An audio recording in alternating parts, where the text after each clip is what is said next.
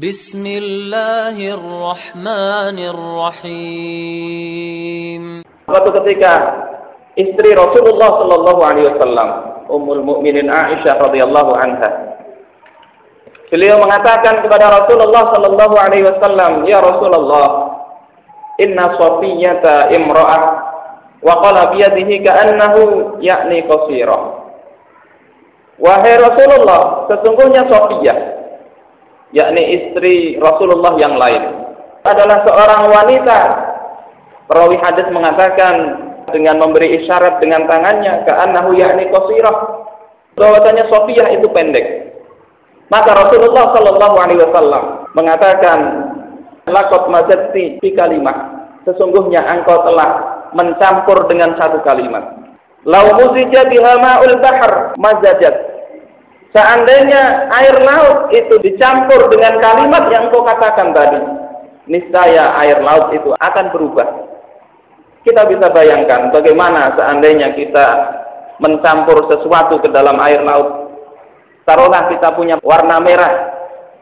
Perlu seberapa banyak warna merah untuk membuat lautan itu menjadi merah? 1 ton, 2 ton, 100 ton. Seandainya dicampur ke dalam lautan, kemungkinan lautan tidak akan berubah warnanya menjadi merah. Tetapi hanya dengan menyebut aib saudaranya dengan sebutan pendek, Rasulullah katakan, sungguh engkau telah mencampur dengan satu kalimat yang seandainya itu dicampur ke dalam lautan, niscaya dosa perkataan tersebut akan mengubah lautan tersebut.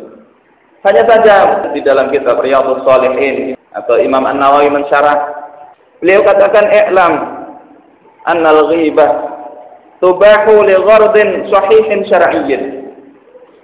Ketahuilah bahwasanya ghibah, menyebut aib saudara, walaupun hukum asalnya haram, dosa besar, tetapi itu diperbolehkan untuk tujuan yang benar, yang syar'i. Wala yumkinu al-wusulu ilaihi illa biha. Dan tujuan itu tidak mungkin tercapai kecuali dengan menyebut aib saudaranya tersebut. Imam An-Nawawi kemudian menjelaskan 6 hal tentang apa perkataan tentang aib saudara kita yang boleh kita sampaikan di tengah-tengah umum. Di antara apa yang beliau sampaikan adalah tahdzirul muslimin minasyarr, memberikan perhatian kepada kaum muslimin akan adanya bahaya. Ghibah tidak diperbolehkan, membicarakan aib saudara kita tidak boleh. Tetapi ketika aib itu kemudian akan membahayakan kaum muslimin, maka boleh kita menyampaikannya. Apa contohnya? Imam An-Nawawi memberikan contoh, di antaranya adalah menyebutkan kekurangan para perawi hadis. Kita ketika bicara hadis, perawi-perawi atau orang-orang yang meriwayatkan hadis tersebut bisa dinilai. Si A misalnya pelupa, si A misalnya orangnya pernah berbohong atau dituduh berdusta. Ketika itu disampaikan, maka orang akan berhati-hati mengambil perkataan darinya. Begitu juga Imam An-Nawawi memberikan contoh. Ketika kita punya pimpinan, seorang pejabat, ketika dia tidak sanggup, tidak layak untuk memikul jabatan tersebut, maka kita boleh mengadukan ketidaklayakannya kepada atasannya. Agar apa? Agar atasannya kemudian memberikan treatment, memberikan solusi, memberikan cara agar bawahannya tersebut bisa melaksanakan tugas dengan baik. Karena kalau tidak terlaksana tugas dengan baik, sebagaimana kata Rasulullah sallallahu alaihi wasallam, "Idza usidal amru ila ghairi ahlihi fantazir as-sa'ah." Kalau suatu perkara diberikan kepada orang yang bukan ahlinya, maka tunggulah kehancurannya.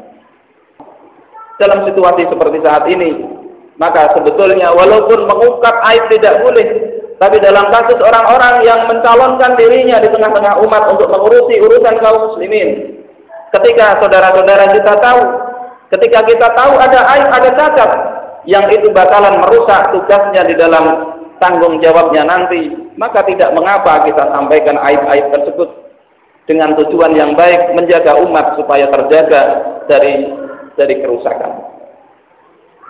Seorang sahabat wanita namanya Fatimah binti Qais pernah datang kepada Rasulullah sallallahu alaihi wasallam. Beliau menceritakan bahwasanya beliau dilamar oleh dua orang sahabat. Yang pertama bernama Abu Jaham, yang kedua bernama Muawiyah. Bertanya kepada Rasulullah tentang dua orang ini. Maka Rasulullah kemudian mengatakan, amma Abu Jaham fala yad'u asahu min atiqih. Adapun Abu Jaham itu tidak meletakkan tongkatnya dari pundaknya. Menyatakan bahwasanya Abu Jaham itu suka main tangan. Wa amma Muawiyah fasu'luh la mala lahu. Adapun Muawiyah itu orangnya miskin, enggak punya harta. Maka nikahlah engkau dengan Usamah. Memberitahu aib Abu Jaham dan Muawiyah adalah sebuah hal yang sebetulnya tidak boleh menurut kategori ghibah tadi. Tetapi ketika ada seorang wanita yang itu terkait kepentingannya dengan memilih suami, Rasulullah kemudian menyebutkan aib atau cacat Abu Jaham maupun Muawiyah tersebut.